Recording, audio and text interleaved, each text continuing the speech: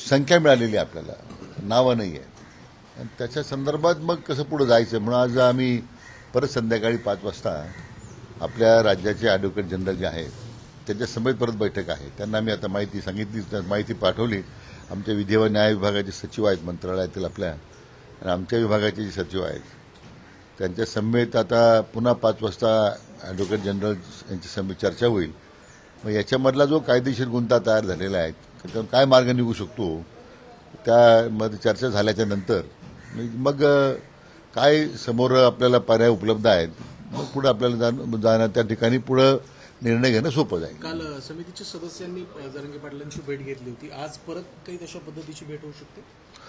नाही, आज भेट घेण्याचा प्रश्न नाही, कारण त्यांनी मुद्दे आता उपस्थित केले आहेत. पुन्हा ते हे सांगणार की मी जी माहिती मागणी केलेली आहे त्याच्या संदर्भात तुम्ही काय निर्णय केलेला आहे. म्हणून मला वाटतं की आता समिती सदस्यांची समेत चर्चा झाली, 5 वाजता ॲडव्होकेट जनरलच्या समेत चर्चा होईल. पुन्हा जर आवश्यकता वाटली तर पुन्हा एकदा समितीची बैठक होईल आणि मग मला वाटतं अंतिम प्रस्ताव तो माननीय जरांगे पाटलांना देण्यात येईल. मात्र आज खरं तर रविवार आहे, सुट्टी आहे, मात्र